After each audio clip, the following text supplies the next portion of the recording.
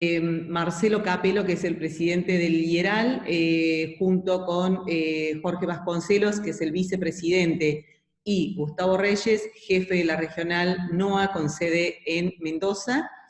Los tres, más Juan Manuel Garzón, van a hablar hoy y les damos la palabra a ellos. Después que hablen ellos, nos decidimos para levantar la mano y les vamos dando la palabra. ¿Estamos de acuerdo? ¿Sí? Adelante, Juan Manuel o Marcelo, no sé quién va a comenzar.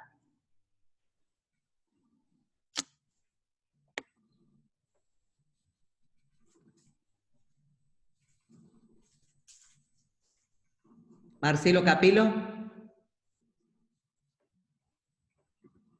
Hola, Miriam. Miriam. ¿Cómo Hola, está? ¿se escucha? Sí. Dale, Marcelo. ¿Ahora? Sí. Sí, disculpen, estaba el micrófono en mute. Estaba diciendo que voy a comenzar yo, luego sigue Gustavo Reyes desde Mendoza, temas internacionales y cómo baja hacia la Argentina. Juan Manuel Garzón, temas de agroindustria. Y finalmente Jorge Vasconcelos, cerrando con la parte macroeconómica. Empiezo yo entonces con temas más ligados al sector público. Previamente decirle, no sé si, a ver, si puedo compartir este PowerPoint. Se está viendo imagen, ¿eh? ¿El PowerPoint se ve o no? Sí, se está viendo. Sí, sí, se está viendo. Se está viendo. Está bien, porque en mi pantalla no salía. Bueno. Primero, la economía argentina venía ya con inconvenientes, no hace falta que se lo explique, con lo que los economistas le llamábamos un trade-off, una solución de compromiso, que era default, no default, y ahora se sumó otro, que es salud o economía, o como lo vemos los economistas, salud y economía. Se suma al debate en una economía que ya venía con muchos problemas. Y acá es importante, nos parece, ver el antes, el durante de esta crisis que está produciendo la pandemia adicionalmente sobre la economía, y el después. En el antes teníamos un gobierno con una política económica en medio de la recesión que intentaba ser razonable, nos parece. Estaba negociando la deuda, con una política fiscal en términos de déficit fiscal, donde al menos no lo iban a empeorar respecto del año anterior, y donde en materia de competitividad había algunos esfuerzos para tratar de mantener la competitividad. En las negociaciones salariales, por ejemplo, se habían puesto paños fríos para no perder alguna ganancia de competitividad que hubo durante el 18 y el 19. En líneas generales veíamos un enfoque que, bueno, había que darle tiempo, pero que podría ser medianamente razonable. Durante el proceso de la pandemia y sus efectos sobre la economía, viene el aislamiento social para contener los efectos sobre la salud. Hay medidas compensatorias, como hay en la mayoría de los países, dirigidas a las familias y a las empresas. Quizás en el caso de Argentina, demasiado lento en lo que corresponde a ayudas a empresas o medidas destinadas a, como recién escuchábamos, a sectores donde todavía se va lento con la llegada desde el gobierno, como escuchamos en turismo recién.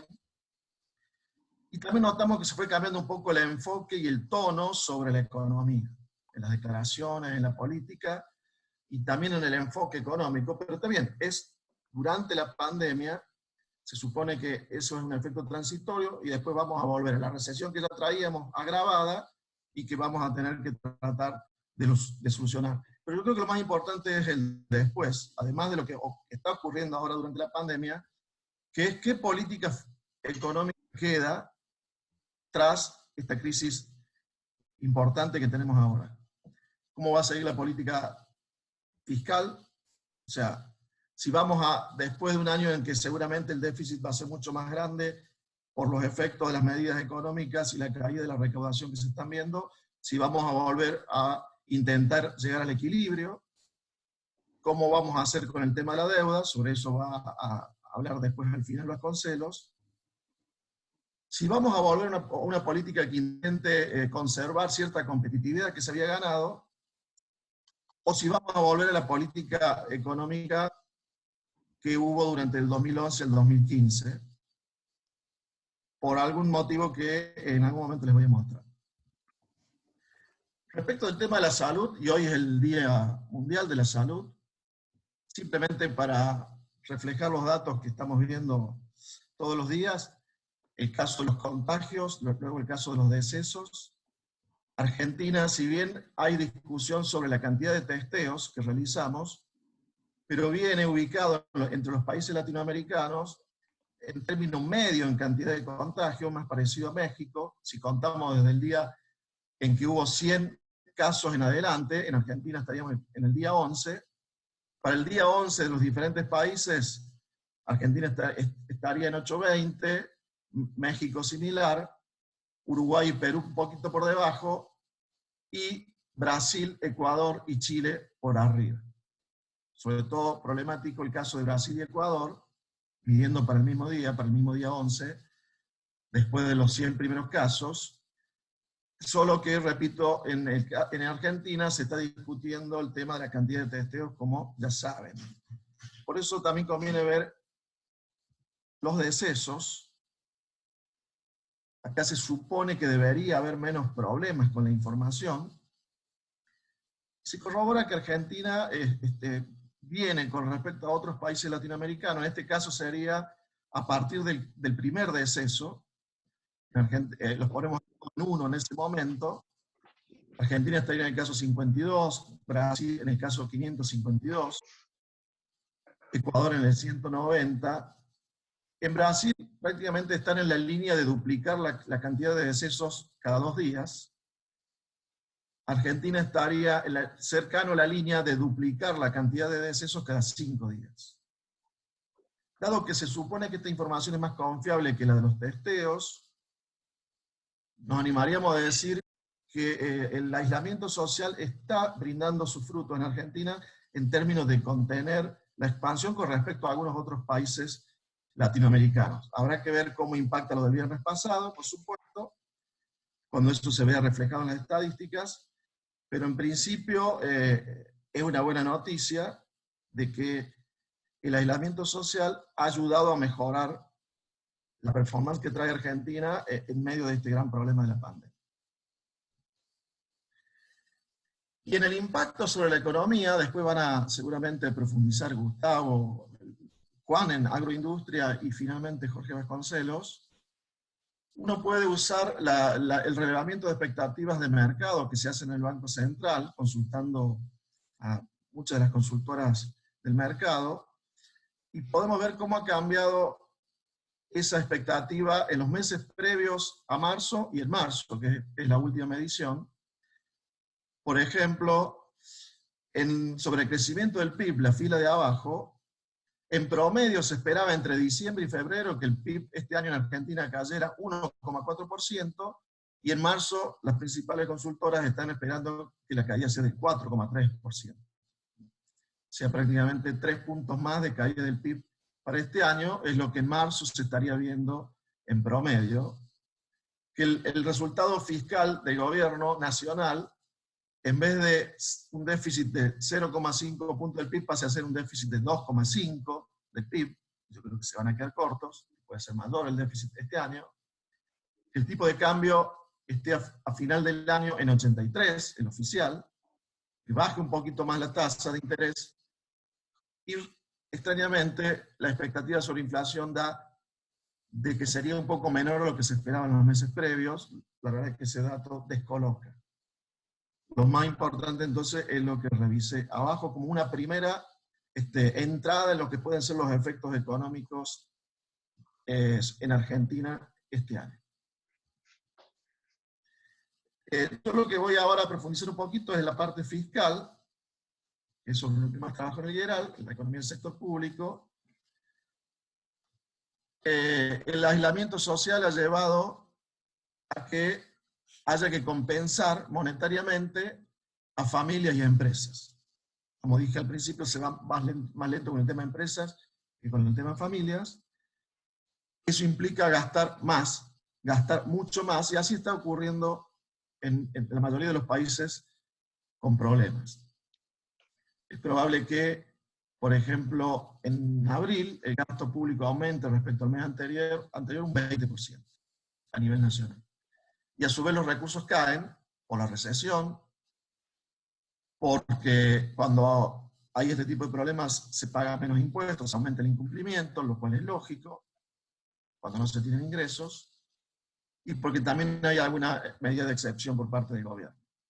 Entonces, con la caída de la recaudación que se espera para abril, seguramente después también en mayo, y el aumento del gasto que se da por las compensaciones que se otorgan, el déficit fiscal va a aumentar en forma rotunda.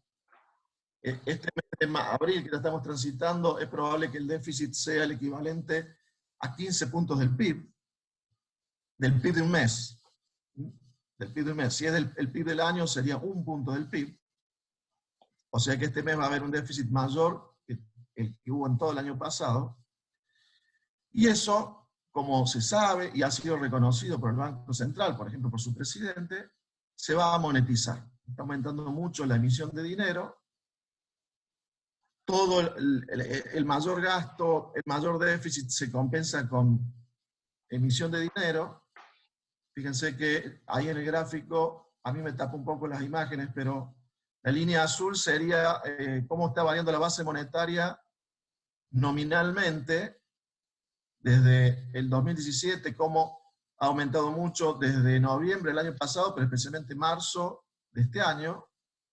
Ya ahora la base monetaria, o a fines de marzo, los últimos datos estaba aumentando a casi el 70% interanual, en términos nominales. Si bien en términos reales, o sea, descontando la inflación, si comparamos con enero del 2017, la base monetaria que va a haber posiblemente este mes, no está mucho más arriba de la base monetaria en términos reales que había en enero del 2017. ¿Por qué? Porque con el plan de ajuste que tuvimos con el Fondo Monetario Internacional durante una porción del 18 y del 19, no emitimos dinero en términos netos durante un poco más de un año. Entonces el gobierno, lo que están diciendo del gobierno es que, como en términos reales la base monetaria recién está volviendo a los niveles de hace 2 años atrás, se afirma que no sería tan problemático. El tema es que esto es abril, la cuenta que estamos haciendo es lo que se va a emitir en abril por motivos fiscales, por el déficit nacional, ayudas a las provincias, más lo que había de base monetaria en el mes previo, estaríamos ya con un crecimiento de la base monetaria contra el mismo mes del año pasado en torno al 100%. O sea, habría el doble de billetes y monedas en abril que en abril del año pasado. Ahora le voy a mostrar este gráfico que es de un consultor que se llama Fernando Marul. Lo tomé del diario Hoy, justamente porque muestra la evolución de la base monetaria real en los últimos años, que es la línea azul, lo que recién les decía, que había caído la monetización, sobre todo por el programa con el fondo, y abajo, en barras negras, los adelantos del Banco Central al Tesoro Nacional, y que este año podrían llegar a ser esos adelantos similares a los que hubo en el 2014, que habían sido un récord de 5,2% del PIB. Entonces, es probable que desde el Banco Central, y en realidad desde el Gobierno Nacional, en la conducción económica, haya una visión de que se vuelve una situación como la del 2014, con mucha asistencia del Banco Central al Tesoro, 5 puntos del PIB. Tu visión, eso no va a ser tan problemático en medio de la recesión generada por la pandemia, por el aislamiento social, que puede ser que la inflación sea mayor que la que se esperaba para este año, pero que no sería en esa visión tan problemática. Mi desconfianza aquí es que se vuelva a una política económica después de la pandemia, que sigamos en forma similar y volvamos a una política económica de la que hubo entre el 2011 y el 2015. En lugar de esa política económica que intentaba ser razonable entre que asumió el nuevo gobierno y febrero. Y en este contexto, como en las provincias está pasando algo similar, cae mucho la recaudación y sube el gasto, sobre todo en salud, acá El problema es que acecha la emisión de cuasimonedas. En varias provincias se empezó a hablar del tema. No es el caso del bono que emitió Córdoba o que va a emitir Córdoba, que se anunció ayer o hoy. No sería estrictamente una cuasimoneda. Pero si no hay ayudas del gobierno nacional a los provinciales este mes y el que viene, donde también las tienen un déficit mucho mayor al que tenían previamente, este riesgo se puede terminar plasmando en la realidad. Y vuelva a las cuasimonedas, porque las provincias no tendrían recursos para pagar los salarios en ese caso.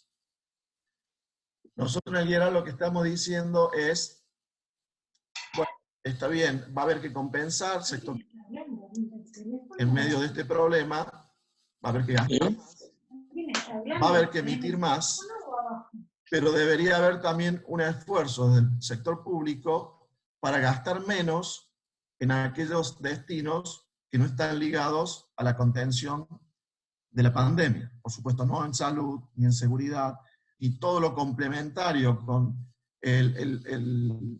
los programas que existen para aminorar los efectos de la pandemia, sino en el resto, sobre todo en aquellas actividades donde prácticamente están paralizadas en el sector público. Ahí habíamos publicado alguna idea de que podría existir el pago de una porción de los salarios altos del sector público de nación y provincia, especialmente durante 2 o 3 meses, con un bono, pero no una cuasimoneda, sino un bono nacional que se empiece a pagar dentro de un año, para salarios altos del sector público de los 3 poderes y de los, por lo menos de 2 niveles, nación y provincias.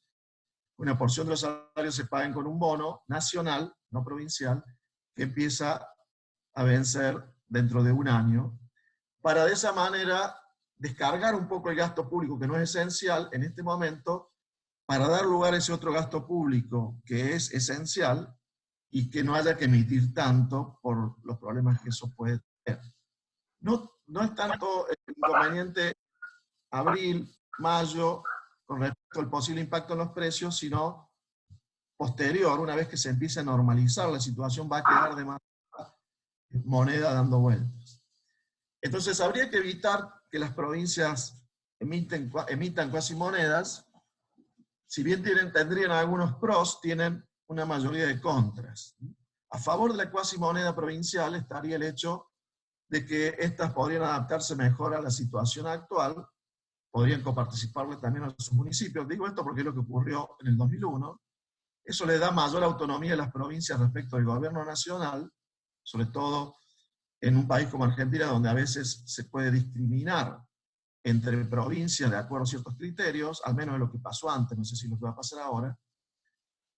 Y el impacto de las cuasimonedas no sería tanto sobre los precios, sino sobre el precio de la cuasimoneda. Es decir, en muchas provincias, aquellas que tienen menos probabilidad de pagar las cuasimonedas en el futuro, de cancelarlas, lo que ocurriría es que esas cuasimonedas cotizarían bajo la par y, por ende, habría como una inflación en bonos. Te cobrarían mayor el precio si pagas con bonos, en definitiva con un bono que está depreciado, que si pagas con billetes de curso legal. Esos son los aspectos que se podrían decir favorables a las cuasimonedas, pero los desfavorables, que creemos que es mayoritario, es lo siguiente. En el 2001, cuando se emitieron cuasimonedas, había ley de convertibilidad y el Banco Central no podía emitir.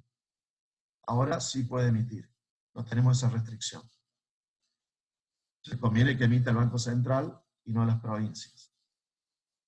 El Banco Central puede rápidamente emitir más dinero.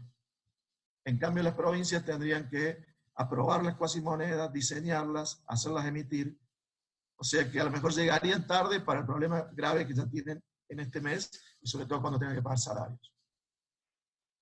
Cada provincia, si emite su cuasimoneda, podría pensar que si el resto emite poco y ella emite mucho, no se va a notar tanto el efecto, pero todos harían lo mismo y se emitiría muchísimo, y eso sería también muy inconveniente.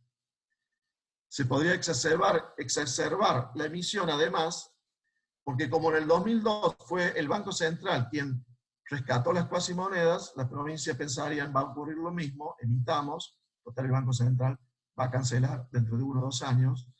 Desde todo punto de vista Si las provincias emiten cuasimonedas, van a emitir en exceso, no es conveniente que emita el Banco Central, y por supuesto el gran desafío es, tras los 2 o 3 meses de mayor efecto de la pandemia, y sobre todo de mayor efecto del aislamiento social, que el Banco Central tenga después una política para tratar de contener el crecimiento monetario ya en ese momento, para que no sea tan inflacionario a futuro.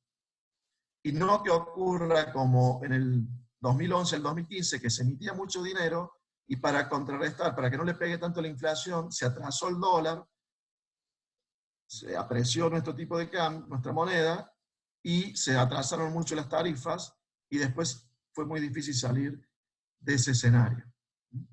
Por eso creemos que ahora, después de que pase el efecto principal de lo que estamos viviendo, debería volver esa política económica más razonable que se estaba intentando previo a marzo. Sobre esto va a profundizar Jorge Vasconcelos al final, y ahora le paso a Gustavo Reyes desde Mendoza, con algunos elementos de la economía internacional, bajando luego hacia la Argentina. Gracias, Marcelo. Ahora le damos la palabra a Gustavo Reyes. Gustavo, adelante, por favor. Bueno, buenas tardes a todos. Algunos poquitos saludé, a los otros estuve viendo ahí por las camaritas. Como decía Marcelo recién, yo voy a hablar un poquito de la parte internacional, muy rápidamente, algunos numeritos y mapas de cómo le está pegando al mundo esta pandemia. Ahí tenemos el primer mapa perteneciente al 3 de marzo, es decir, hace un mes. Los infectados eran poquito menos de 100.000 personas. Hoy son casi 1.400.000. La tasa de mortalidad ha subido del 3,4% al 5,6%. Y el ritmo de crecimiento de los infectados y de los muertos está cercana entre el 8 y 9% diario. Para tomar dimensión de esto, piensen ustedes si tuvieran una deuda con una tasa similar del 8%, 9% diario, imagínense que esa deuda claramente, muy rápidamente se volvería insostenible, y ese es el problema de la pandemia. Fíjense que más o menos por cada semana se van duplicando los infectados y los muertos. Realmente es algo muy terrible el crecimiento que está teniendo en todas partes del mundo, y como veíamos recién en el mapa, ya quedan muy poquitos países sin puntos rojos, es decir, sin infectados. Bueno, vamos a hablar de economía, que es un poquito lo que sabemos. Básicamente este shock de la pandemia es un doble shock para la economía del mundo, ya que por un lado genera una fuerte contracción en la oferta, este cierre de empresas, trabajadores que no pueden ir a sus establecimientos, las cadenas productivas que se cortan. Y por otro lado se desploma la demanda, digamos, la gente no puede comprar, la gente se enferma, hay un enorme miedo acerca de cómo va a seguir esto, y todo eso hace que la demanda se desplome también. Y los efectos en el corto plazo, bueno, ya los estamos viendo y ahora lo vamos a empezar a profundizar, pero básicamente el mundo está entrando en una etapa recesiva, vista pocas veces en su historia. Al mismo tiempo, como todo el mundo tiene miedo, bueno, los inversores cuando tienen miedo lo que hacen es irse a activos de menor riesgo. Entonces, los capitales están yendo básicamente a Estados Unidos, y eso trae una suba del riesgo emergente.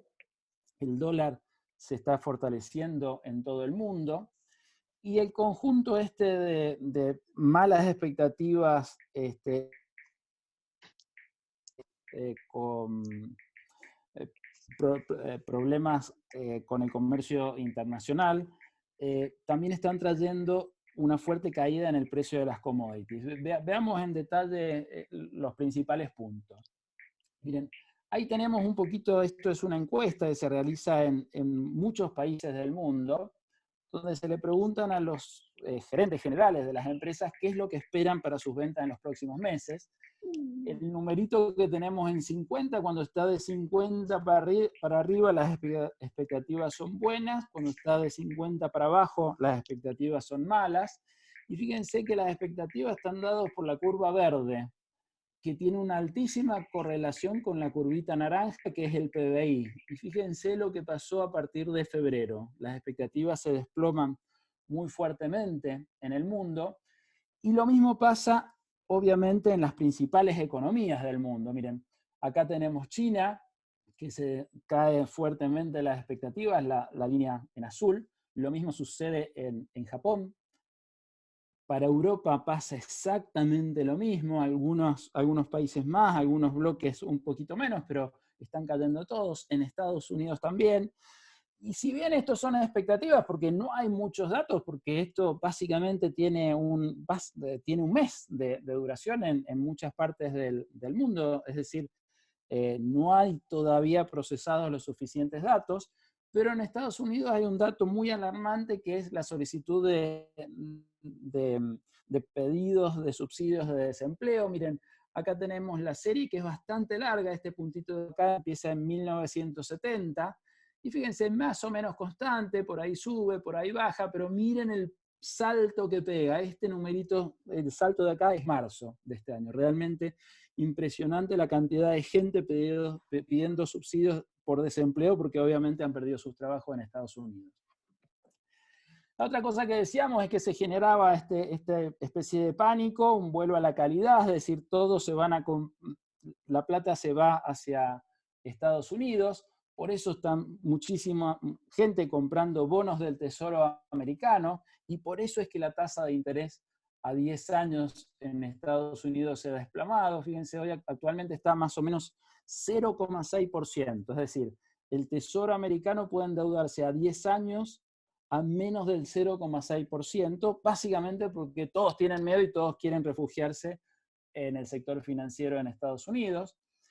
Están vendiendo los activos para eso, y fíjense que las bolsas de valores, el precio de las acciones se desplomó muy fuerte en el último mes y medio, tanto en los países avanzados como también en los emergentes.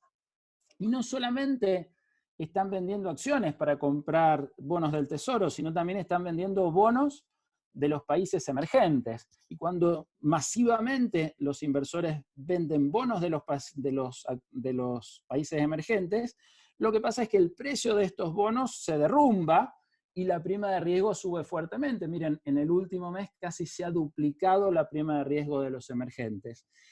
Y por otro lado, como decíamos recién, todo el mundo está comprando dólares, entonces el precio del dólar en el mundo, los distintos tipos de cambio en el mundo, el dólar está subiendo en los distintos países, o sea que las monedas en el mundo, sobre todo en los países emergentes, se están derrumbando en este último mes y medio. El otro efecto que decíamos es que se caía el precio de los commodities, básicamente expectativas de recesión, fortalecimiento del dólar, etc. Y fíjense, acá tenemos los tres principales commodities de Argentina. Mucho no voy a hablar porque Juan Manuel enseguida va a hablar y bastante más que esto, pero quiero hacer simplemente un punto. Miren, acá obviamente está cayendo el precio del maíz, está cayendo el precio de la soja y un poquito está levantando el del trigo. Nada más, si uno lo pone en términos generales con varios de otros commodities, bueno, en el medio fíjense que tenemos commodities que son alimentos, ¿sí? Que las variaciones son muchísimo más pequeñas que aquellas relacionadas con el petróleo, con el gas, con los combustibles, o relacionadas con los minerales. ¿Y esto por qué? Porque, bueno, los alimentos en general son mucho menos sensibles a cambios en el ingreso. Esto se mide, los economistas llamamos la elasticidad ingreso, que lo que hace es medir cuán sensible es la demanda de estos productos ante cambios en el ingreso. Y claramente fíjense acá tenemos la demanda de alimentos muchísimo menos sensible a cambios en el ingreso que, por ejemplo, otros bienes como son estos de acá. ¿Qué quiere decir esto? Que ante problemas recesivos como el actual en el mundo, bueno, la demanda de estos productos cae, pero muchísimo menos, lo cual dentro de este contexto podría ser una buena noticia. Repito, después va Juan Manuel a a profundizar sobre este tema, así que mucho más no quiero decir. Gustavo, perdóname. Gustavo, Sí, Miriam. me están pidiendo acá que presentes el PowerPoint sin vista tuya porque no lo están viendo. Déjame entonces, a ver, para un segundo. Ahí se ve perfecto. Sí, pero no lo puedo poner como presentación. Dame un segundito. Me voy a sacar mi video y ahí lo vamos a hacer de nuevo. Ahí se ve bien y no estoy yo. Miriam. Ahí sí. Perfecto, perfecto. Usa A mí también la me parte pasa lo mismo arriba. cada vez que me veo en el espejo, digamos. Digo, ¿por qué me tengo que ver? Así que ahora me están viendo Gustavo, todos ustedes. Bueno, voy a ver el PowerPoint. Usa donde dice arriba usar presentación con diapositiva. Sí, estoy usando eso. ¿Se ve bien? ¿Cómo ve el resto? A ver si pueden comentar, por favor. No, se ve igual que antes. No se ve bien. Se ve igual, Gustavo. Sí, se ve la pantalla dividida. Allí. A ver, un segundo. A ver ahí, díganme, perdónenme. ¿Ahí mejor? Sí. Ahí sí se ve bien. ¿Sí? Ahora no. Bueno.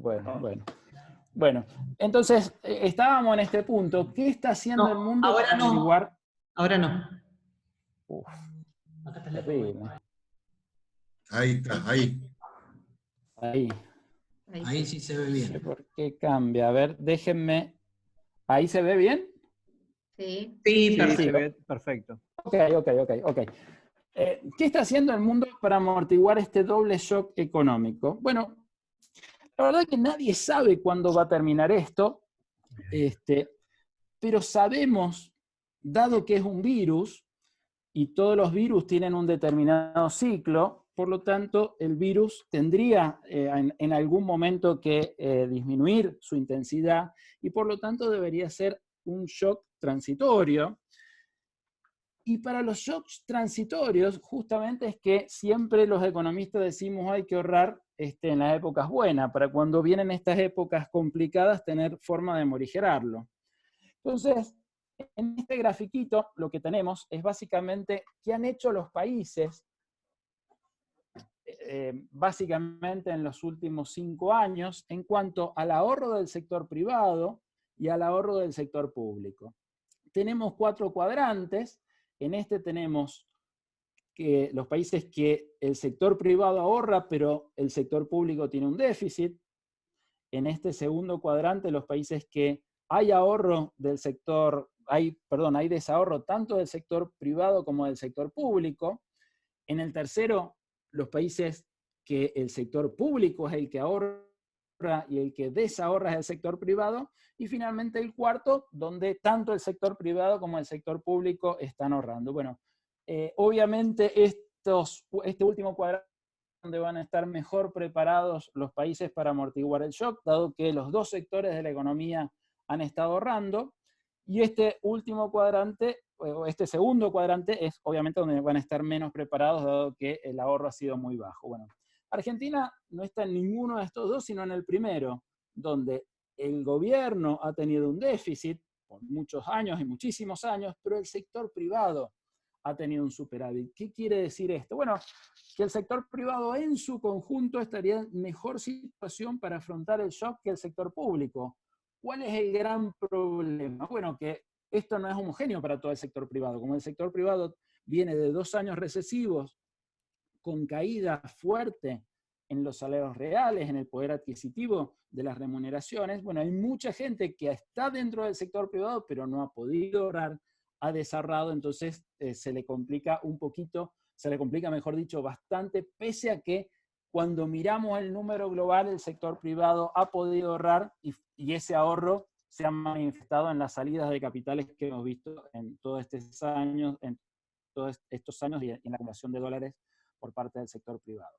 ¿Quién está en este cuadrante? Es decir, donde hay superávit del sector público, pero déficit del sector privado, muy poquitos países. ¿Quiénes están acá? Bueno, acá están los países que mejor podrían, en principio, amortiguar esto. Alemania, Holanda, Suiza, Corea, Kuwait, Qatar, Suecia, etc. ¿Quiénes están acá? Bueno, hay países muchos, bastante pobres, pero la sorpresa es que hay dos países muy grandes, el más grande es Estados Unidos y otro muy grande como es Inglaterra, que si bien no han estado ahorrando en los últimos años, tienen la enorme ventaja que todos estos países le pueden prestar plata, entonces a pesar de estar en este cuadrante, tienen forma de amortiguar la crisis porque el resto del mundo confía en ellos y les sigue prestando. ¿De qué magnitud son un poco los estímulos fiscales que están haciendo los países para amortiguar esta crisis? Bueno, acá tenemos algunos, son muy, muy diferentes, van desde el 2% del PBI a casi el 20% del PBI, y básicamente algunos tienen muchas medidas de aumento del gasto, que son estos bastoncitos azules, pero también otros, y quizás en algunos con mucha intensidad, tienen diferimientos impositivos para aliviar el sector privado. Además de esto, obviamente, todos los bancos centrales están emitiendo muchísimo dinero para dotar de liquidez a la economía. La pregunta acá es si esto va a ser suficiente o no. Bueno, cuando uno ve las estimaciones a nivel mundial, parece que no. Fíjense, acá tenemos una serie del crecimiento económico del mundo bastante largo, desde 1980 hasta ahora, y fíjense que vamos a tener una recesión. Habíamos tenido otra, en términos del mundo, promedio del mundo no fue tan fuerte como fue la del 2009, pero para algunos países sí fue muy fuerte, y esta en principio podría ser más fuerte o bastante más fuerte que aquella del 2009. ¿Qué se espera para las economías más grandes del mundo que suceda? Bueno, miren, acá tenemos lo que se esperaba hasta fines del mes de febrero, es decir, hasta hace un poco más de un mes. Bueno, no había grandes diferencias entre el 2019 y el 2020. Para el mundo, sí desaceleración en Estados Unidos, sí desaceleración en China, pero no había nada muy importante. ¿Cómo son las nuevas estimaciones después de un mes? Es decir, fines de marzo. Bueno, todos estos países en procesos recesivos. O sea, se estima que todos caigan, y para muchos de ellos recesiones que no han visto desde hace muchísimo tiempo. Básicamente, en muchos de ellos no han tenido este nivel de recesión desde los años 30 hasta ahora. Ahora, no todos están igual. Para algunos se espera, como es Estados Unidos y China, que puedan salir rápidamente de esta crisis. Vamos a ver si sucede o no.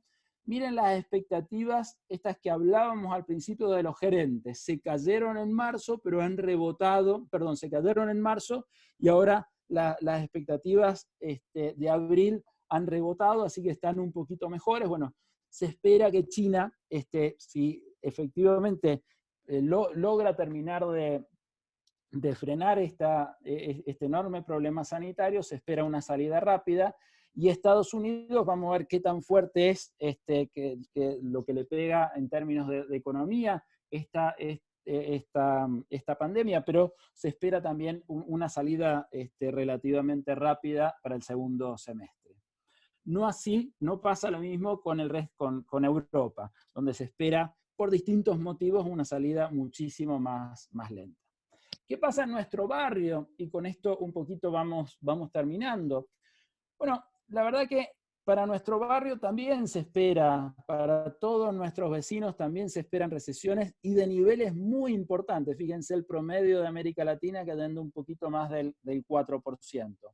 Ahora, ¿dónde se deterioraron más los pronósticos? Es decir, este cambio, este doble shock económico del coronavirus que hizo deteriorar fuertemente los pronósticos. ¿Dónde, en qué países o en qué regiones se deterioraron más? Bueno, acá sacamos la cuenta, y es el crecimiento que se esperaba en febrero menos el crecimiento que se espera ahora. Y si uno mira esto, básicamente América Latina se ha deteriorado mucho más el crecimiento esperado que el promedio del mundo. Y esto se debe a básicamente 4 factores. El primero de ellos es que muchos países de América Latina son altamente dependientes de los commodities, El segundo es que en la mayoría de los países de América Latina, no en todos, pero sí en la mayoría, hay una elevada informalidad laboral, por lo tanto situación muy precaria de los trabajadores ante este tipo de situaciones. La infraestructura sanitaria también es bastante pobre. Y por último, lo que decíamos hace algunos minutos atrás, en muchos de los países no hay ahorros suficientes para afrontar la crisis y también tienen serios problemas para tomar deuda con el resto del mundo. ¿Cómo están preparados los distintos países de América Latina para afrontar la pandemia? Bueno, miren, este es un estudio que hizo la gente de The Economist, donde toma 7 indicadores para analizar esto. El primero de ellos es qué tan rápido han sido los países para tratar de contener la crisis. El segundo es, la crisis generalmente le pega más a los sectores de servicios, que son los que más cierran respecto de los productivos. Entonces, cuán expuestos están las distintas economías, cuán expuestos también están las distintas economías a los commodities. La capacidad de respuesta del sector productivo es el cuarto factor, la informalidad en el mercado laboral, la posibilidad de hacer estímulos fiscales, que el gobierno pueda aumentar fuerte el gasto público, y por último, el grado de endeudamiento que puede tener para conseguir esto. Bueno, veámoslo muy rápidamente. En todos los casos, el número 1 sería los países los que están esto va de 1 a 5. El 1 sería los países que están en mejor situación para afrontar la pandemia o para morigerar este doble shock económico. Bueno, en rapidez de contención, fíjense que no está tan mal. Argentina fue uno de los primeros que se adelantó en cerrar fronteras, en esto del confinamiento, pero sí se demoró bastante, o se está demorando bastante con el tema del testeo, por eso Chile y Perú nos ganan, pero estamos bastante mejor, un poco mejor que el promedio de América Latina. Posibilidad de disrupción económica, es decir, el porcentaje del sector servicios, que es el que más se ve afectado a este tipo de situación, es parecido al de América Latina, así que no hay grandes diferencias. Hay dependencia de las commodities. Bueno, respecto al promedio de América Latina somos menos dependientes. Eso no quiere decir que que no tengamos dependencia. Después Juan Manuel va a hablar bastante de esto, pero comparados con el promedio de América Latina no somos tan dependientes, por lo tanto es algo bueno. En términos de capacidad de respuesta del sistema de salud, bueno, este es un indicador que lleva el Global Health Security, y lo que hace es justamente ver un poco la calidad o la infraestructura en salud que tiene cada país. Ahí estamos un poquito mejor que el promedio de América Latina, por eso hay una carita contenta. En informalidad laboral, acá ya no estamos mejor, estamos igual que el promedio de América Latina. En términos de los estímulos fiscales, bueno, después de Chile y Perú, bueno, venimos nosotros en cuanto a estímulo de la demanda agregada para morigerar este fenómeno.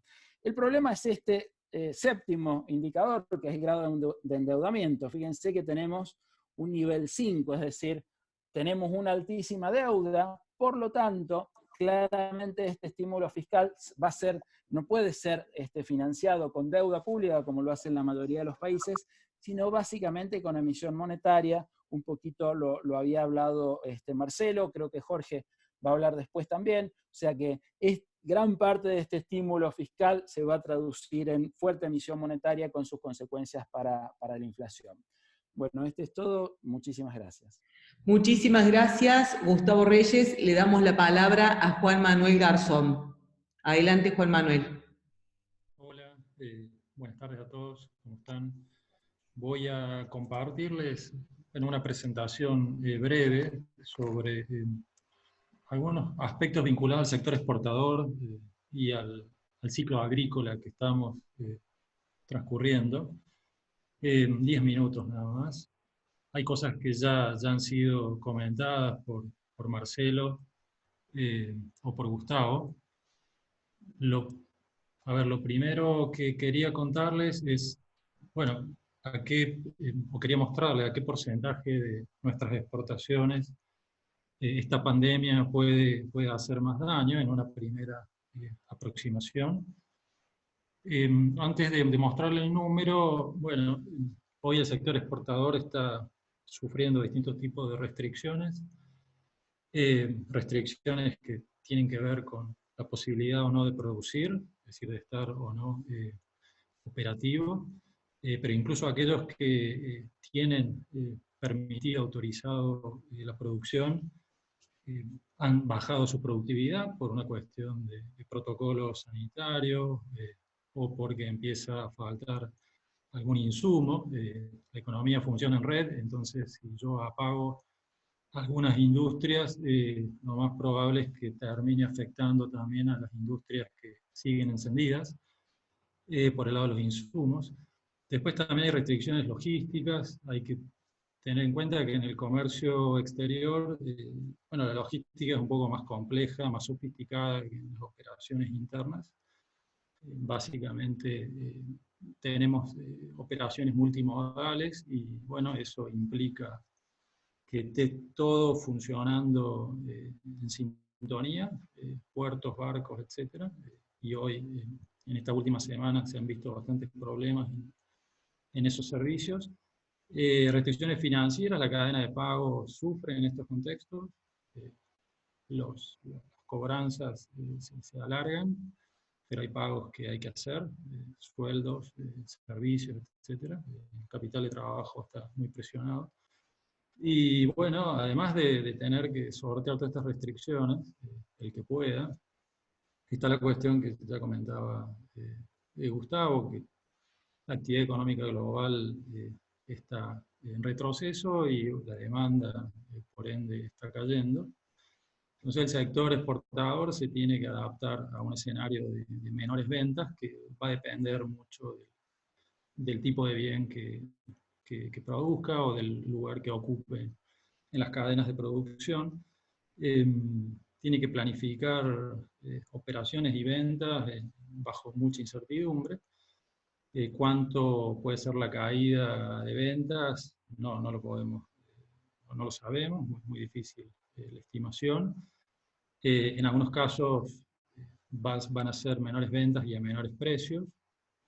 En otros casos, quizás cuando vaya pasando la pandemia y la demanda se tonifique, los precios pueden recuperarse y bueno, dar alguna buena noticia, pero por ahora en la transición el escenario es complejo y es más complejo sobre un 30 y pico % de nuestras exportaciones, que son todos aquellos envíos vinculados a insumos industriales, a bienes de consumo durable, bienes de capital, a petróleo, etc. ¿Sí? Esa es una estimación a partir de las exportaciones del año pasado. Fíjense que ahí aparece, por ejemplo, todo lo que es la industria automotriz, ¿sí? Aparece muchos insumos industriales. Y afortunadamente, bueno, nosotros, Argentina tiene un perfil exportador muy basado en bienes agropecuarios, en alimentos. Un 64% aproximadamente de nuestras exportaciones del año pasado. Este tipo de producto entendemos que va a atravesar la crisis bastante mejor. Este segundo grupo se va a poder defender mejor. Lo que se está viendo es que los países están haciendo todo lo posible, primero para conservar la salud y segundo para que no se corte el abastecimiento de alimentos.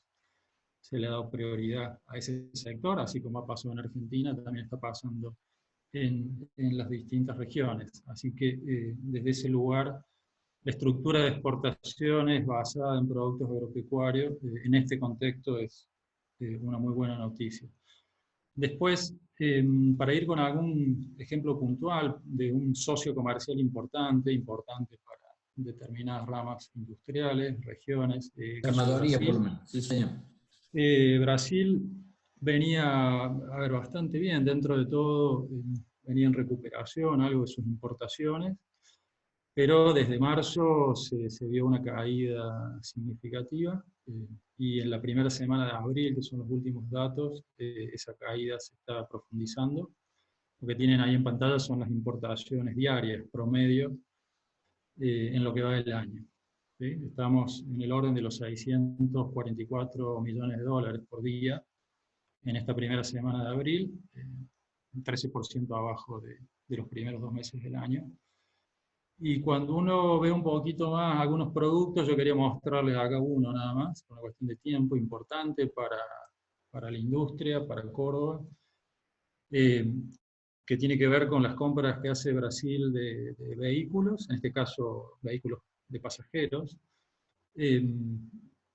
Los datos son del primer trimestre de los últimos años. Acá tenemos un ajuste en el primer trimestre ya del 25%, una caída de importaciones en valor de este producto, de este tipo de producto. Y acá, a ver, lamentablemente la expectativa es que esa caída se siga profundizando. Hay que pensar que hoy, por ejemplo, todas las terminales de Brasil están sin operar y están con proyecciones de caídas significativas de mercado en el segundo trimestre y un segundo semestre complejo también. Así que lamentablemente todo lo que es industria automotriz vinculada a Brasil lo vemos con muchos problemas para este 2020, básicamente por lo que está pasando en el país vecino, ¿no? Les comentaba que, bueno, hay productos que están defendiéndose mejor que otros, o actividades, rubros. Una forma de verlo es con lo que está sucediendo en los puertos. Acá hay 2 puertos argentinos, Buenos Aires y Zárate, que son puertos que operan básicamente contenedores, vehículos, cargas generales. Y ahí se ve claramente el menor nivel de actividad que han tenido en las últimas semanas. ¿Sí? Los ajustes han sido importantes. Esto ha pasado en todos los puertos del mundo. Estas caídas tienen que ver no solo con un menor flujo de productos, sino también de pasajeros, de todo tipo de cargas, ¿no? y de barcos. Ahora, los puertos que tienen que ver más con commodities agrícolas, que operan con graneles, como son los que están en el Paraná, Puerto San Lorenzo, Puerto Rosario. Bueno, esos operan con relativa normalidad, si bien, perdón, si bien también han bajado su nivel de actividad, se sostiene dentro de todo, dentro de parámetros más o menos normales, ¿sí? Yendo ya a la segunda parte, que es lo que tiene que ver con la cosecha, con el inicio de muchas cadenas exportadoras, el mundo de la soja, de sus derivados, de los cereales, sus derivados, etc., que son 1/3 aproximadamente un poco más incluso del comercio exterior de Argentina. Todo inicia con la cosecha y estamos justamente en la etapa en donde se están levantando los cultivos de verano, y las proyecciones, las estimaciones, las últimas que se disponen son de, bueno, un ciclo de 130 millones, un poco más de toneladas, que no es el récord del año pasado. El año pasado tuvimos una campaña excepcional, pero es una muy buena cifra. Dentro de todo vamos a tener, si el clima acompaña en las próximas semanas, si la cosecha avanza con relativa normalidad, vamos a tener una campaña de las mejores de los últimos años, la verdad que bienvenida, necesaria.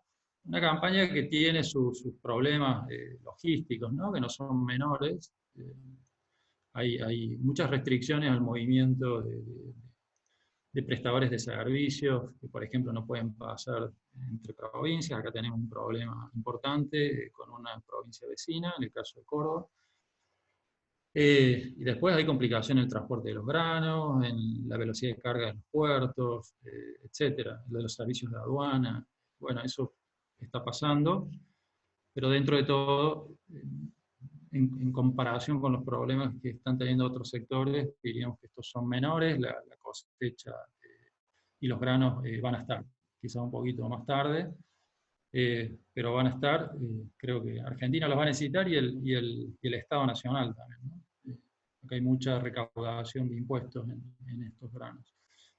Respecto a los precios, recuerden que para el sector, para el comercio exterior, la clave es la combinación de cantidades y precios. En precios de commodities, Gustavo ya mostró algunas cositas. En el caso de las commodities agrícolas, por el tipo de producto que son las que están mejor resistiendo la crisis. Los precios han bajado un poco, pero las bajas, no, ya voy a mostrar un poquito más, las bajas en términos porcentuales no son tan importantes.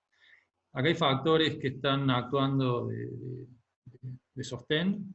Ahí tienen el oso y el toro. El toro, bueno, son los factores sostén, el oso los factores que presionan a la baja. A la baja está la caída de ingresos que antes ya comentábamos. La reducción del precio del petróleo le pega ahí a los biocombustibles. Tenemos la buena cosecha dentro de todo de Argentina y de Brasil, etc. Pero ahí les decía algunos factores de sostén. Los stocks de granos en el mundo no son tan altos, sobre todo en China. La economía china está saliendo. Wuhan, la ciudad donde se origina la pandemia, hoy está casi totalmente operativa. Servicios de restaurantes, hoteles, etcétera, funcionando. Y también hay otras decisiones o acciones de los importadores, de los gobiernos en algunos casos, que ayudan a sostener los precios, ¿no? Hay países que han adelantado sus compras por miedo a que esto se complique un poco más después, así que eso ayuda, al menos en la transición ayuda.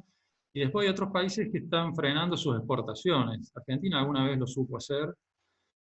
Esperemos que eso no vuelva, no se repita, pero hay países, sobre todo de Europa del Este, que están frenando sus exportaciones, particularmente trigo, y eso ayuda al resto de exportadores, es decir, el hecho de que Rusia salga con menos trigo al mundo hace que, bueno, los otros proveedores globales tengan un poco más de espacio. Así que diríamos que los precios dentro de todo, de las tres principales commodities agrícolas que exporta Argentina, que las tienen ahí en pantalla, no son tan distintos a los del año pasado. ¿Sí? Ahí tiene la línea roja de este año, la línea marrón o más oscura es el año pasado, y estamos 5% abajo en soja, la soja brasilera, que es hoy una referencia en la zona, maíz y trigo en el Golfo de México, maíz un poco abajo, pero fíjense trigo, la particularidad, trigo está hoy cotizando por encima que el año pasado, y con esto, el caso del trigo marca que además de los factores transversales que tiran abajo a los precios, después cada mercado tiene su particularidad, ¿no? En soja yo le pondría ahí el nombre, China. China, si empieza a salir, eso va a ayudar mucho al mercado de la soja. Maíz, yo le pongo un nombre Estados Unidos, hay que ver Estados Unidos ahí qué pasa. Tienen un problema hoy con el etanol de maíz, hay que acordarse que el 40% del maíz de Estados Unidos va al etanol. Hoy el etanol no puede competir de ninguna manera con estos precios del petróleo, así que ahí hay un gran problema. Vamos a ver qué resuelve la administración Trump. Y en el caso del trigo, toda la Europa del Este, a ver qué políticas aplica. Si son estas políticas tipo Rusia, de frenar exportaciones, a nosotros nos ayuda. Así que, cerrando el tema cosecha, volúmenes van a ser dentro de todo buenos y precios internacionales por ahora resisten. Bueno, de mi parte, nada más. Muchas gracias. Perfecto, muchas gracias Juan Manuel. Ahora le damos la palabra a Jorge Vasconcelos. Adelante, Jorge.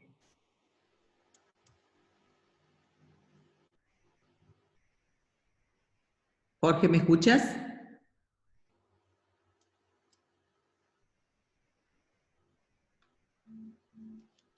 Ahora sí. Perfecto. ¿Ahora me escuchan? Sí, adelante. Voy a aprovechar varias de los datos aportados por las presentaciones anteriores, tratando de no repetir nada, para tratar de poner en perspectiva la situación. Es útil tener en cuenta que esta crisis, comparada con la de 2008-2009, no solo va a marcar una caída mayor del PIB mundial, como mostraba un gráfico de Gustavo, sino también está afectando de forma diferente a distintos sectores de la economía mundial y de la economía de cada país. Y también está planteando una demanda de políticas públicas distinta a la que se aplicó en 2008-2009. Por ejemplo, los bancos centrales de los países desarrollados están emitiendo una parva de liquidez. Sin embargo, a diferencia de 2008-2009, ahora hay paquetes fiscales muy contundentes de varios países desarrollados, Alemania el más importante, pero también Estados Unidos, y entonces hay una demanda de liquidez por parte de la emisión de bonos de deuda pública de estos países que están aplicando estos paquetes fiscales. Por lo tanto, pese a que hay una montaña de emisión monetaria de parte de la Reserva Federal, del Banco Central Europeo, etc., las compañías que no son AAA están con una tasa de interés muy alta implícita en sus bonos, es decir, la liquidez es quizás similar o mayor a la de 2008-2009 inyectada por los bancos centrales, pero el derrame de esa liquidez a las compañías es mucho menor por el hecho de que ahora la expansión fiscal que demanda financiamiento es mucho mayor a la de 2008-2009. Entonces, ese menor derrame a las compañías que no son AAA genera competencia desleal muy fuerte sobre los emergentes, porque la tasa de interés que pagan las compañías que no son AAA en el mundo desarrollado son una referencia ineludible para el riesgo emergente. Entonces, hay menos derrame de liquidez sobre el mundo emergente, claramente, si uno compara con 2008-2009. Y en segundo lugar, otra diferencia importante, que es la que es muy a menudo mencionada, pero que no se puede dejar de mencionar, es el hecho de que ahora no tenemos todavía un momento Lehman para la salida de la crisis. Es decir, obviamente eso depende de lo que ocurra en el plano de la salud, para saber exactamente en qué momento se puede pensar que hay un piso, digamos, para esta crisis. Esas dos diferencias respecto a 2008-2009 pegan de lleno sobre la expectativa de recuperación de nuestros países. Y a eso, si uno trata de usar esa referencia 2008-2009 también para Argentina, lo que encuentra es que ahora esta crisis nos está afectando mucho más porque en 2008 había un superávit fiscal primario antes del pago de intereses de 2,5 puntos del PIB, y ahora, como mostró Marcelo, venimos de déficit el año pasado, que se va a acrecentar muchísimo este año. Y además, los pocos sectores dinámicos que teníamos en estos últimos trimestres, el turismo, los hidrocarburos no convencionales, están afectados debajo de la línea de flotación por esta crisis, tanto el turismo como el tema de la industria de hidrocarburos, con lo cual el impacto, digamos, se siente más, y además la capacidad de compensación por el lado del sector público es más compleja, y a esto se suma el hecho de que el aislamiento está afectando sobremanera al sector informal de la economía, que es la otra peculiaridad que hay que tener en cuenta en esta crisis, ¿no es cierto? O sea, que es un poco la razón por la cual en algunos países vecinos los gobernantes se resisten a cerrar del todo el funcionamiento de la economía, porque el problema de la informalidad claramente genera una diferencia significativa con aquellas economías que tienen seguro de desempleo, por ejemplo, algo que nosotros lamentablemente no tenemos, o tenemos en mínima fracción por la poca formalidad. Frente a esas circunstancias, la idea es ver de qué forma la economía argentina aguanta, soporta, y evita un derrape de su macroeconomía mayor al que hoy se está insinuando. Marcelo mostró cómo en abril ya la base monetaria estaría, si se atienden las demandas de origen fiscal, la demanda monetaria, la base monetaria ya estaría aumentando 100% respecto de abril del año pasado. En estos últimos 12 meses, la inflación acumula un 50% aproximadamente, y el dólar oficial una variación también del 50%. Es decir, estaríamos en presencia de un desfase de variables nominales, base monetaria al 100, precios y dólar oficial al 50%, y esos desfases obviamente sabemos que son difíciles de sostener en el tiempo. Frente a ese problema de base, tenemos además que tener en cuenta el hecho de que la forma en que se defina la relación nación-provincias en estos días, en estas semanas, nos va a permitir ver el escenario macroeconómico de un modo u otro, dependiendo de cómo se resuelva. Afortunadamente, la decisión de la provincia de Córdoba de emitir este bono a proveedores ha despertado algunas alarmas, por lo que sabemos en el gobierno nacional. El gobierno nacional evidentemente se da cuenta que una proliferación de cuasimonedas trabaría todavía más el funcionamiento de la economía. Entonces, por lo que sabemos, el Ministerio del Interior había prometido 6.000 millones de pesos de asistencia a las provincias, al consolidado de provincias. Hasta hace unos días esa era la cifra. Piensen que de acuerdo a los números de Marcelo, los ingresos a provincias en abril estarían cayendo 85.000 millones de pesos respecto de marzo.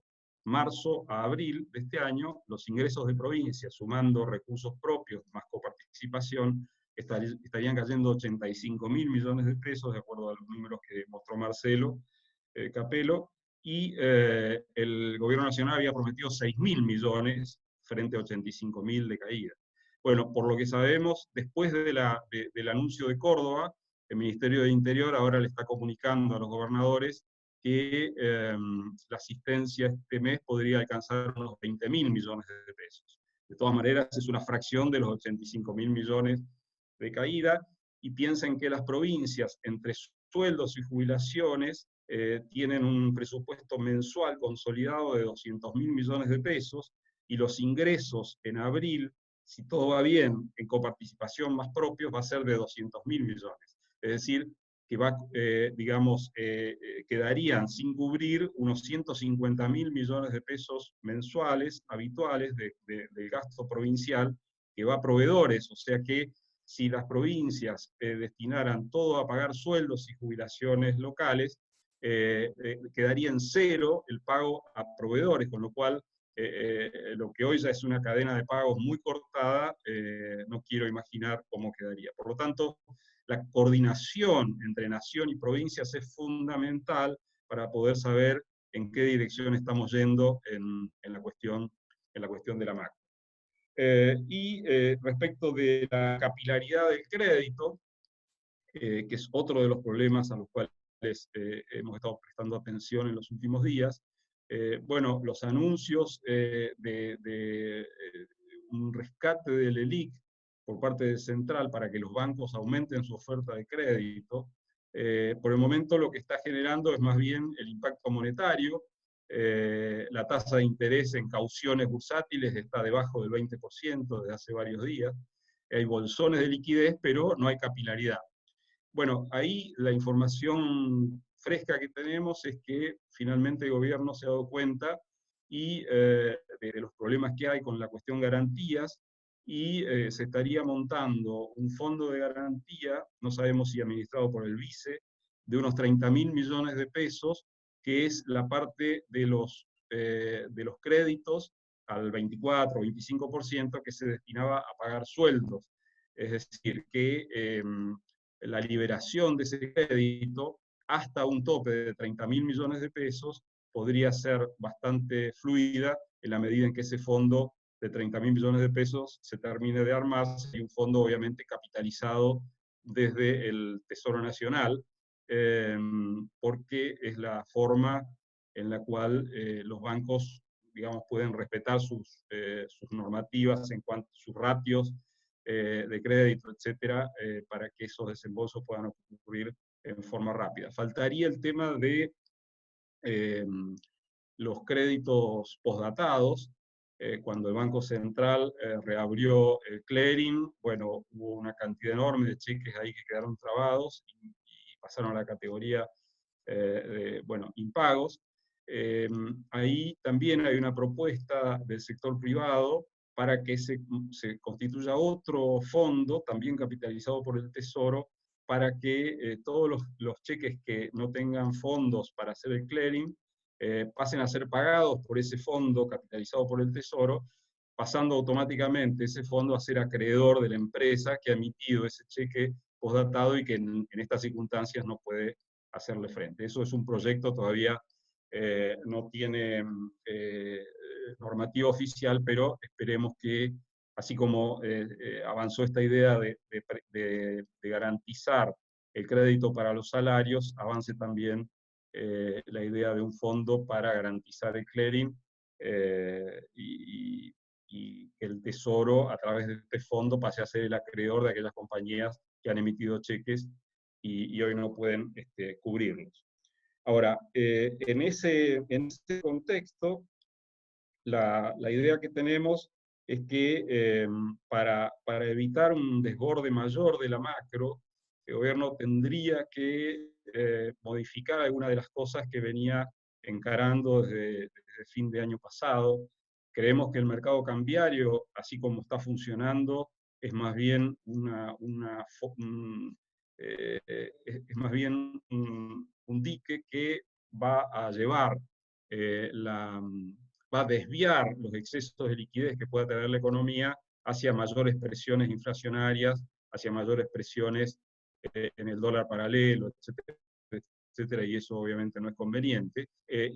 Por otra parte, en el tema de la deuda, de la negociación de la deuda, ya se probó en estos días, en estas horas, que la estrategia oficial de esperar a que se resuelva el problema con los acreedores externos para resolver el tema de la deuda local en dólares, esa estrategia ya, la realidad fue más fuerte, se reestructuró la deuda, se reperfiló la deuda en dólares ley local, en condiciones que no eran las que nosotros estábamos recomendando. Nosotros decíamos, esos vencimientos de capital no se van a poder afrontar, pero reconózcanle a los acreedores ley local las mismas condiciones para el momento en que se cierre la negociación con los acreedores externos. El decreto de reperfilamiento no reconoce explícitamente eso, y además se dejaron de pagar intereses, y eso tampoco era necesario hacerlo. Había margen para poder reconocer algún interés, de modo tal de que no hubiera una implosión como hubo en las cotizaciones de esos bonos en esta semana. Y respecto de la negociación de la deuda pública con los acreedores externos, ley extranjera, bueno, es un 20% del total de la deuda. Son 60 y pico mil millones contra 330.000, que es la deuda. Es decir, que cualquier reconocimiento de interés que se haga a esos acreedores para poder cerrar rápido la negociación implica un costo adicional para la deuda, para el fisco, por cada punto de interés, perdón, respecto de la deuda total, por cada punto de interés que se reconozca implica 0,2 puntos de encarecimiento de la deuda total, dado que lo que se está negociando es eso. Entonces, bajo esas condiciones, nos parece que, digamos, no ver la importancia que tiene que Argentina no entre en default y haga las cosas que tiene que hacer para no entrar en default, es otro de los temas que deberían revisarse.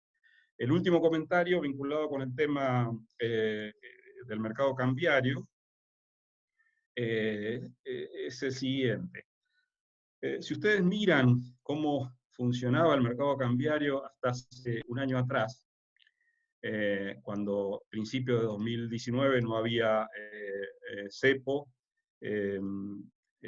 bueno, las características que tenía ese mercado cambiario en ese momento, uno lo que ve es que, estoy tomando los datos del primer trimestre de 2019, anualizados, la demanda de dólares que había en ese momento, incluyendo demanda de dólares por atesoramiento, por turismo, por transferencias de intereses y utilidades, era una demanda de 31.000 millones de dólares anuales, para un nivel de atesoramiento importante, no el récord de algunos meses, pero sí importante. Esa demanda total de dólares en el mercado cambiario, de 31 o 32.000 millones de dólares un año atrás, ahora es una demanda de 16.000 millones de dólares para los datos conocidos, pero va a ser menor en los próximos meses. ¿Por qué? Porque la demanda por atesoramiento bajó a cero por el cepo, la demanda por turismo neto ya venía achicándose fuerte, los últimos datos son de una cifra anualizada de 2,7 mil millones de dólares, y la demanda por intereses y utilidades es la única que se mantenía en los mismos niveles 12 meses atrás, de unos 12.000 millones de dólares aproximadamente. Y del lado de la oferta de dólares, lo que tenemos es que la balanza comercial probablemente aumente, y aumente en forma significativa por las razones que mostraba Juan recién. Las exportaciones van a caer, pero si tocamos madera no van a caer tanto, y las importaciones sí, obviamente, se están desplomando. Entonces, de un superávit comercial de 16.000 millones el año pasado, posiblemente vamos a ir a más de 20.000 millones este año. Por lo tanto, perfectamente podría el mercado cambiario reorganizarse de modo tal de reabrir la posibilidad del dólar ahorro, un mercado donde también podrían ir y venir los dividendos y las inversiones de las compañías para capitalizarse o para fusiones y adquisiciones, pero no obviamente al tipo de cambio oficial, sino a un tipo de cambio financiero, que si uno mira lo que es hoy el contado con liquidación, sería un mercado de un precio del orden de los 90 pesos por dólar.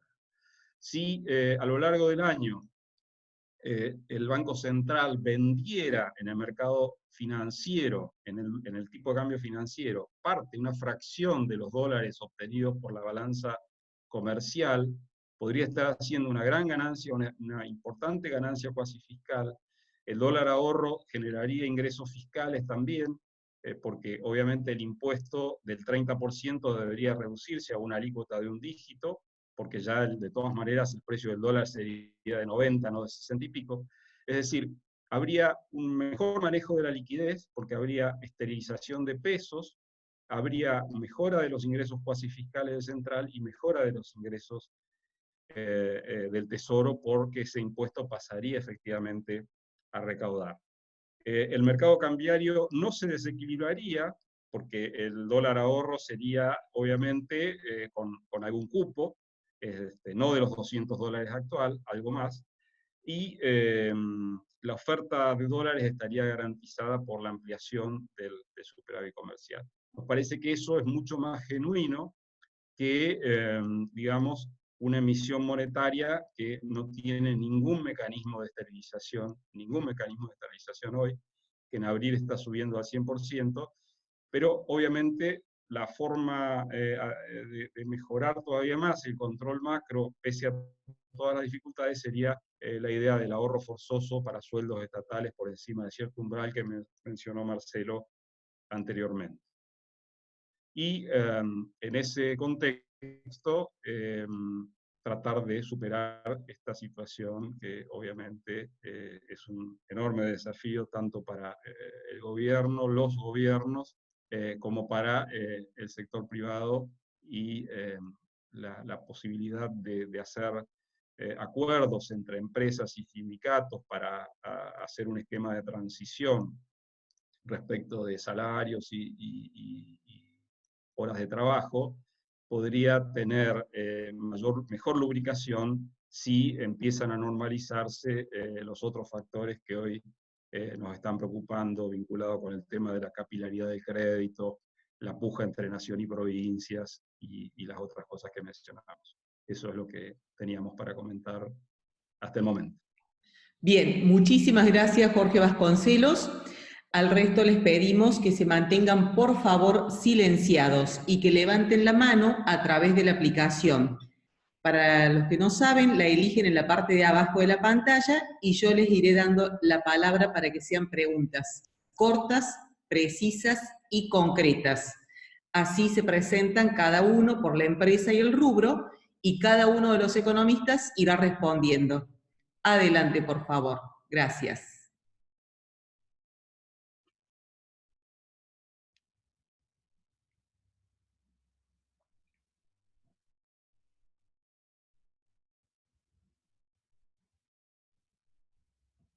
Silvia Escorza, adelante. Hola, buenas tardes, ¿se escucha? Perfecto. Bien, no me podía conectar con el audio, por eso no lo saludé apenas empezó la reunión.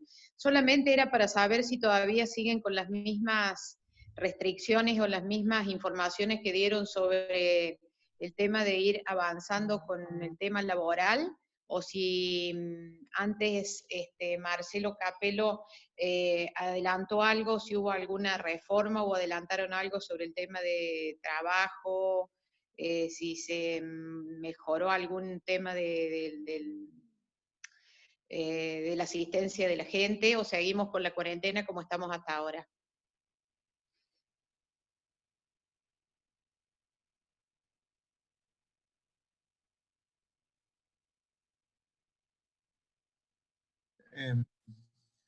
Ahí no sé si está conectado Marcos Cohen, a ver si debería estar conectado, porque él generó un informe que publicamos hace unos días en el Yeral, con el tema de ayudas, de los programas por el tema de ayudas para pagar sueldos en las empresas. No sé si Marcos está ahí conectado, que tenía el detalle. Aquí estoy, no sé si me escuchan. Sí, Marcos, adelante, por favor, responda. Hola, ¿cómo están? Bueno, por lo que interpreté de la consulta, habría dos temas. Una, la cuestión de la cuarentena. Aparentemente, recién acaba de terminar una reunión en la Casa Rosada, donde no habría muchas novedades de una mejora, digamos, que permita operar a muchas actividades. Sí, un regreso gradual, como ya ha habido algunos sectores que fueron habilitados, como la industria maderera, maquinarias agrícolas, entre otros, que hasta ahora no trabajaban y de hace unos días pueden trabajar.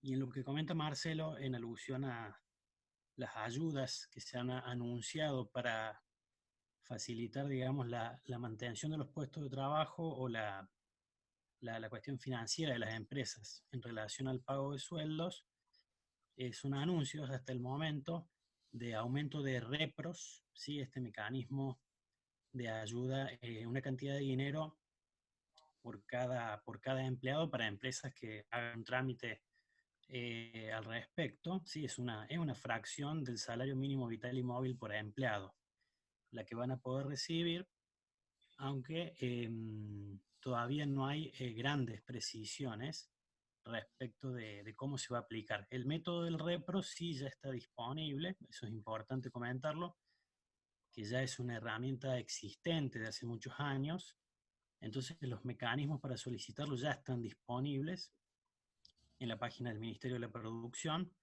que tiene condiciones especiales para las empresas de menor tamaño, y hay una nueva ayuda que le llamaron asignación compensatoria al salario, que esa es la que se ha anunciado hace escasos días y todavía no tiene precisiones en la forma de implementarla, que va a aplicar el gobierno, pero por lo menos se sabe los montos máximos que va a tener, siempre son fracciones del salario móvil, del salario mínimo vital y móvil, con mayores montos para empresas más pequeñas. Creemos obviamente que son valores relativamente escasos, no nunca van a alcanzar a cubrir una proporción alta del sueldo de cualquier sector productivo de los que están en crisis. Y bueno, estamos alerta esperando más novedades al respecto. Recientemente se ha creado un comité formado por el Ministerio de Producción, AFIP y el Ministerio de Trabajo, que es el que va a determinar los alcances, los sectores alcanzados, las empresas que van a acceder y en qué proporción a esos beneficios. La verdad que por el momento todavía estamos expectantes a mayores precisiones de los anuncios, lo mismo en relación a los créditos, que lleva ya alrededor de 10 días de anuncios y ya hay cierta implementación de créditos al 24%, pero todavía no es algo que esté 100% aplicado, implementado. Muchas empresas ya están accediendo a información y algunas pocas a créditos.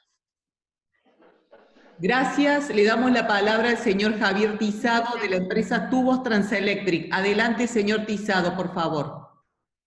Buenas tardes. Muchas gracias por la presentación. Mi pregunta es referida hacia adelante, superado el problema de la pandemia. Y fundamentalmente también se refiere al sector industrial. Antes de esta desgracia, digamos, que todos estamos viviendo, la Argentina vivía en su sector industrial con demandas muy reducidas, una gran capacidad instalada que no operaba por falta de demanda. Supongo que a la salida del problema que estamos viviendo, esta situación se va a ver agravada. Esto es, nos encontraremos con un parque industrial de máquinas con muy poca demanda interna. La pregunta entonces se refiere a la posibilidad de buscar, alentando la exportación, el tratar de encontrar demandas externas que permitan reactivar y volver a recuperar fuentes de trabajo.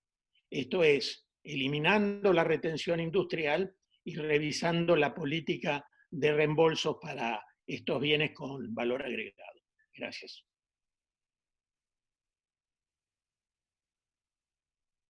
Una consulta después que responda el economista.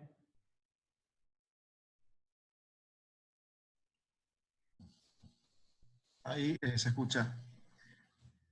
Sí, bueno, cuando al comienzo participé, una de las cosas que había dicho, que dije es que es importante lo que ocurre durante estos meses de la pandemia y cómo se va a manejar la economía después. Si se va a volver a intentar un enfoque que apueste a la competitividad, a exportar, una vez que la demanda externa se ha recuperado, por supuesto, eso en estos meses no tiene mucho sentido, o si se va a volver a un modelo más parecido al 2011-2015, con crecientes cepos, por ejemplo, las importaciones en materia cambiaria. En aquella oportunidad hubo 4 años de cepo fuerte que evitaron después un fogonazo cambiario e inflacionario. En realidad le tocó hacerlo Macri después en su gobierno, porque inicialmente había un volumen de reservas importantes.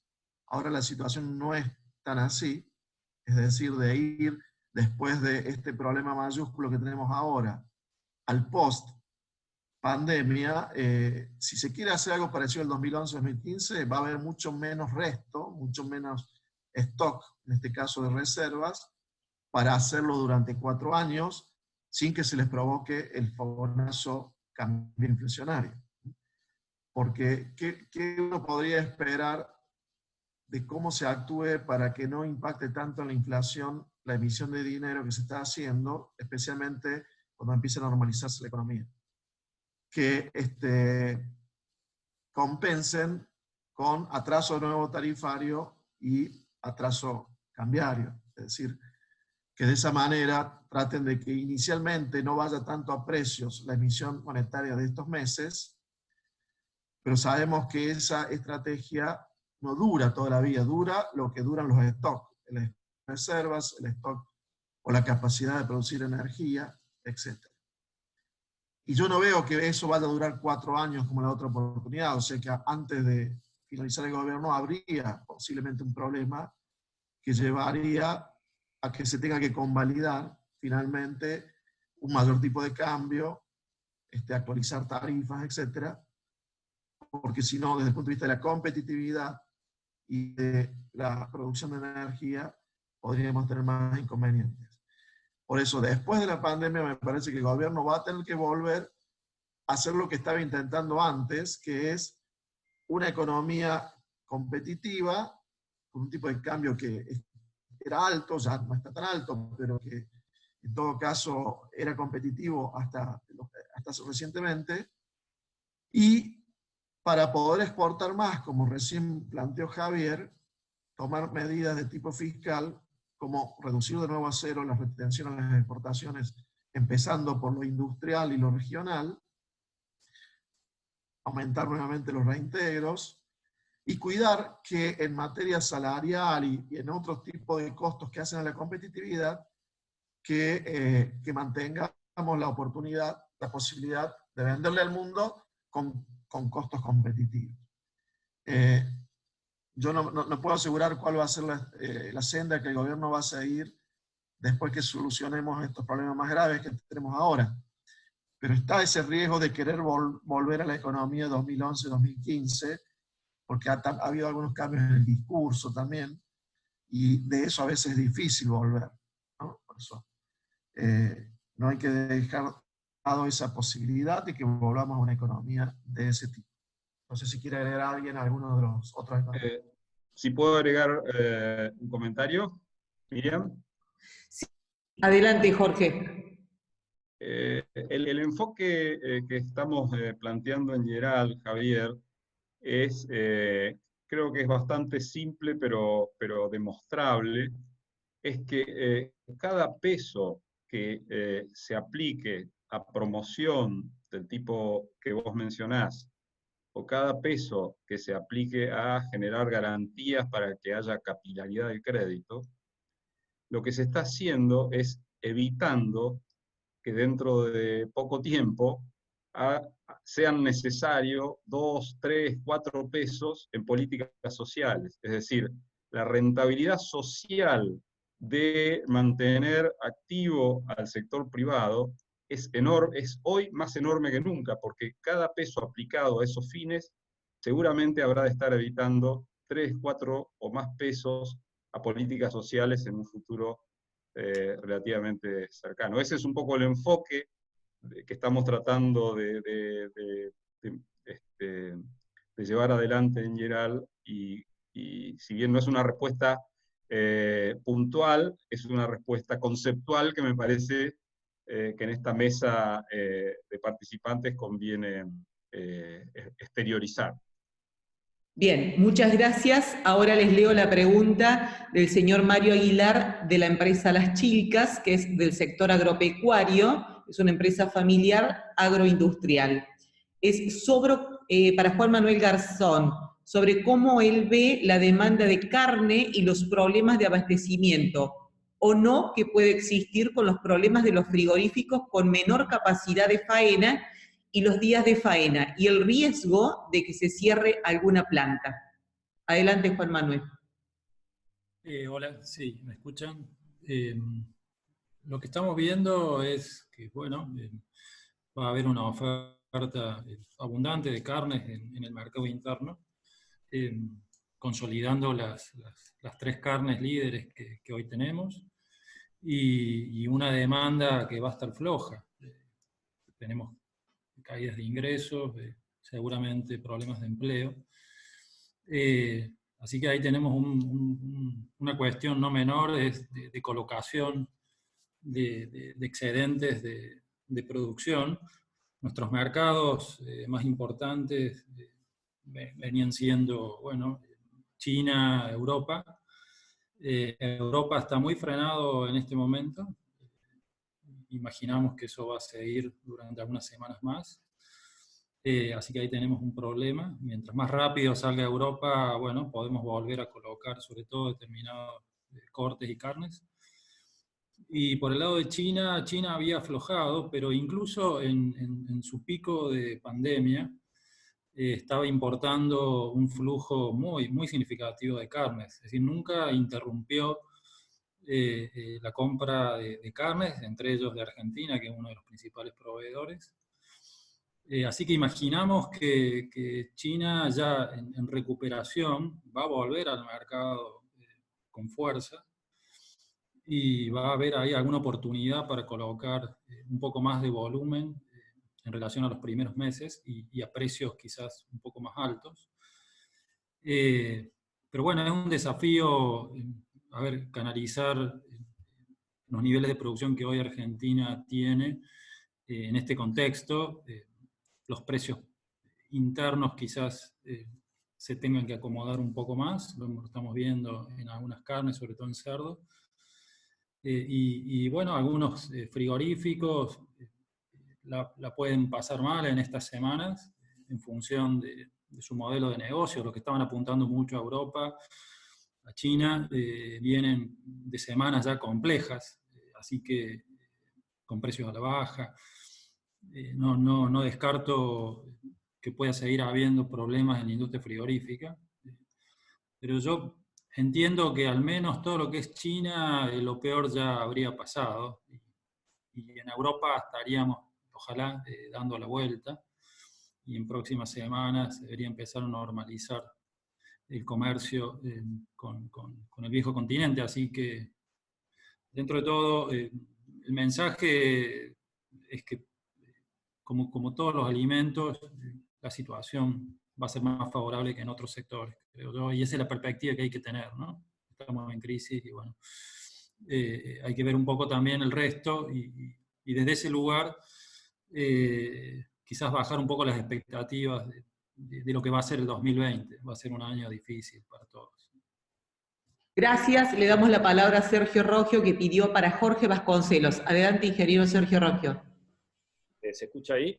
Sí, perfecto. Jorge, este quinto del 24%, te cuento por las consultas que hemos hecho con nuestros bancos. Después de dificultades quedó operativo para los sueldos de las empresas, una parte, por lo menos los sueldos que se pagaban por los bancos. Nosotros lo pudimos operar, pero no todos tuvieron tanta suerte, digamos. Pero el decreto de necesidad y urgencia hablaba que es para sueldos y también para capital de trabajo.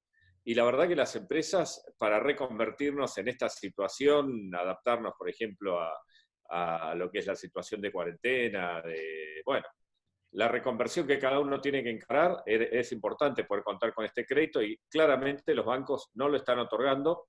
Ponen 3 restricciones. Primero, que le pagues los sueldos a través de ese banco, que bueno, suponete que esa se puede sortear. Segunda, ponen que uno tenga capacidad libre en la carpeta con ese banco.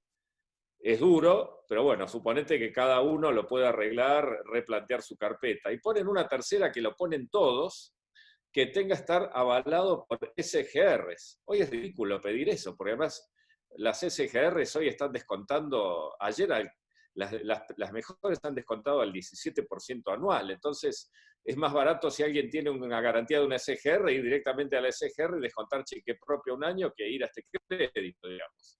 En concreto, no hay, como vos bien lo dijiste, una garantía del Banco Central para estos créditos. Como mínimo, me parece que el Banco Central, si esto espera que esté operativo, no sé si el 75, el 50%, una parte de esto tiene que dar una garantía, así como lo ha ofrecido para el tema de los sueldos, ¿no? Esa es la consulta y a ver cómo le hacemos llegar este mensaje de que no está operativo lo que dispone el DNU, ¿no?